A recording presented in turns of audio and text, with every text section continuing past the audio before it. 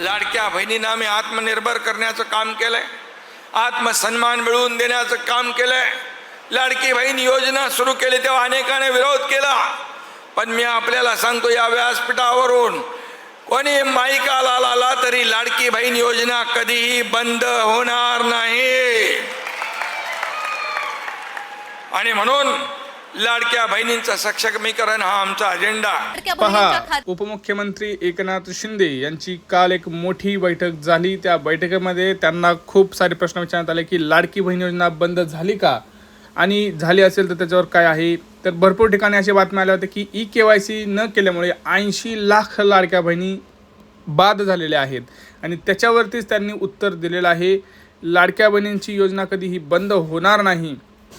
आता भरपूर ठिकाणी काय झालंय, 80 लाख लाडक्या बहिणी बंद झाल्यात, असं लाभ त्यांचा बंद झालाय असं त्यांच्या बातम्या आल्या. परंतु ही बातमीसुद्धा मला सांगावीशी वाटते की काही लाडक्या बहिणींना की आता अर्ज पडताळणी सुरू आहे. पहा, लाडकी बहीण योजना बंद होणार नाही असं जरी एकनाथ शिंदे यांनी सांगितलेलं असेल तरी ते खरं आहे की लाडकी बहीण योजना ही बंद नाही होणार, परंतु त्याच्यामध्ये ज्या लाडक्या बहिणींची EKYC किंवा अर्ज पडताळणी झालेली आहे अशा लाडक्या बहिणींचे लाभ हे बंद होत आहेत, हे सुद्धा तितकंच खरं आहे.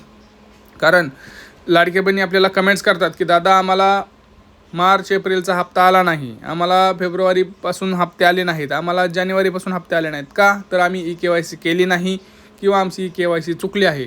तर हे सुद्धा आपण पाहिलं पाहिजे की लाडकी बहीण योजना बंद होणार नाही, हेच बरोबर आहे, हे त्यांचा शब्द आहे आणि ते पाळत आहेत.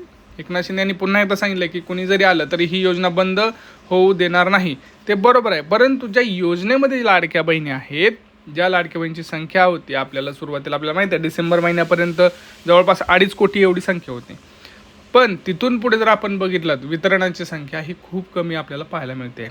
कारण आहे EKYC, कारण आहे अर्ज पडताळणी. मग ते म्हणतील आपले तर बरोबर आहेत, त्यांच्याने ते बरोबर आहेत, कारण नियमावलीच सांगते आहे की ज्या लाडक्या बहिणीचं आता उत्पन्न वाढलेलं असेल किंवा कोणी त्यांच्या घरी सरकारी नोकरीला लागलेलं असेल, कोणी 4 चाकी वाहन घेतलेलं असेल, तर अशा लाडक्या बहिणी ह्या योजनेतून बाद होणार आहेत. बरोबर. आता लाडक्या बहीण योजनेतून बाद होणं आणि लाडकी बहीण योजना बंद होणं ह्यात फरक आहे. लाडकी बहीण योजना बंद म्हणजे सगळ्यांचेच पैसे बंद, बरोबर, सरसकट सगळे हप्ते सगळ्यांचे बंद होणार. पण आता जर तुमचं नाव यादीतून बाहेर पडत असेल तर ही योजना बंद झाली असं नाही होत आहे. त्याचं कारण असं असेल की तुमचं त्या नियमांमध्ये तुम्ही आता बसत नसाल. पहिले तुम्ही बसत असाल, ज्यावेळेस योजना सुरू होती त्यावेळेस, आता योजना सुरू होऊन 2 वर्ष झाली, बरोबर, तर त्या 2 वर्षात तुम्ही पहिले बसत असाल सगळे उत्पन्न ह्याच्यामध्ये वगैरे वगैरे. आता ते माहीत नाही, तर सगळ्या गोष्टी सगळ्यांना माहिती आहे, तर सांगायची काही गरज नाही. पण आता जर बघितलं कधीपासून, जानेवारी महिन्यापासून, ह्या 2026च्या जानेवारी महिन्यापासून जवळपास आपण जर सहसा बघितला हा 80 लाखाचा जो आकडा आहे तो जवळपास खरा असताना आपल्याला पाहायला मिळतो आहे. जानेवारी महिन्यापासूनच ह्या लाडक्या बहिणींना पैसे येणं बंद झालेलं आहे.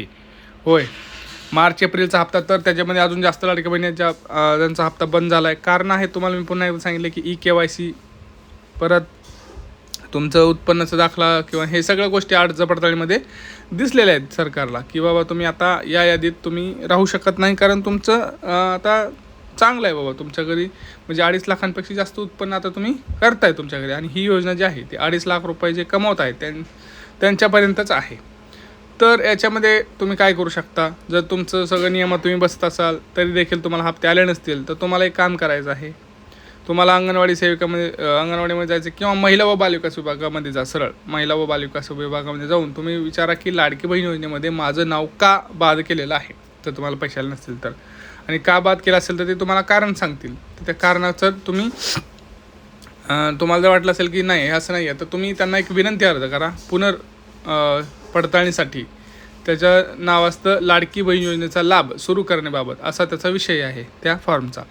तर तुम्ही तो त्यांना विनंती अर्ज करा. त्या विनंती अर्जाला त्यांनी जर ॲक्सेप्ट केला तर तुमचं पुन्हा एकदा अर्ज पडताळणी होईल. 8-10 दिवस तुमचे लागतील, पडताळणी होईल सगळी प्रॉपर, आणि मग तुम्ही जून महिन्यासाठी, आता मेचा हप्ता जो येणार आहे जून महिन्यात, त्या हप्त्यासाठी तरी तुम्ही पात्र राहाल. पण मागचे हप्ते येणार नाहीत हे लक्षात घ्या. तुम्ही म्हणाल की जर ह्या महिन्यात आम्ही पात्र झालो तर आम्हाला मागचे हप्ते येणार का, नाही, ज्या महिन्यात पात्र तिथंच हप्ता, बरोबर. मागचे तुम्ही जानेवारीपासून फेब्रुवारीपासून हे सगळं हे केलेलं आहे. पण माझी एक सरकारला एक विनंती आहे की लाडकी बहीण योजनेची जी EKYC जी प्रोसेस आहे ती सुरू करा. कारण भरपूर लाडकी बहिणीची EKYCच राहिलेली आहे. दुरुस्ती सोडा, पहिल्यांदा जी EKYC करायची होती ती EKYCच राहिलेली आहे. तर एक विनंती आहे की तुम्ही EKYC सुरू करा. भरपूर लाडक्या बहिणीची EKYC राहिलेली आहे, त्यांनी केलेलीच नाही. कारण आहे त्यांना येत नाही किंवा त्यांना माहीत नाही. खेडेपाड्यामध्ये आपल्याला माहीत आहे नेटवर्कचा प्रॉब्लेम असतो, त्यांच्याकडे स्मार्टफोनसुद्धा कधी कधी नसतात. तर मग अशा लाडक्या बहिणींनी काय करायचं, त्यांच्यापर्यंत माहितीसुद्धा पोचत नाही आणि काही लोक सांगतसुद्धा नाहीत. तर सरकारकडे एक माझी नम्र विनंती आहे, तुम्ही EKYC प्रोसेस एकदा सुरू करा. एकच महिना तुम्ही सुरू करा. सगळ्या लाडक्या बहिणींना पुन्हा एकदा संधी द्या.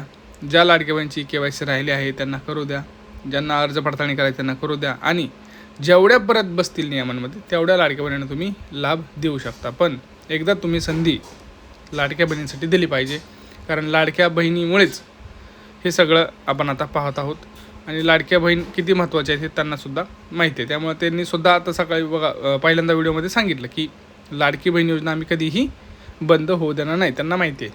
त्यामुळं एक नंबर विनंती आहे. तर आता पटापट सगळ्यांनी कमेंट्स करायचं आहे, कोणाकोणाला हप्ता आलेला आहे, कोणाकोणाची KYC झालेली आहे, कुठला तुमचा जिल्हा आहे, तुम्हाला आत्तापर्यंत किती हप्ते आलेले आहेत, काय प्रॉब्लेम आलेले आहेत, EKYC करताना काय अडचण आहे का, तुम्हाला मागणी कशी वाटली, हे सगळं तुम्ही कमेंट सेक्शनमध्ये सांगा. आणि हा व्हिडिओ जास्तीत जास्त लाडक्या बहिणीच्या व्हॉट्सअप ग्रुपला शेअर करा. भेटूया पुढच्या व्हिडिओमध्ये. तोपर्यंत मित्रांनो, जय महाराष्ट्र.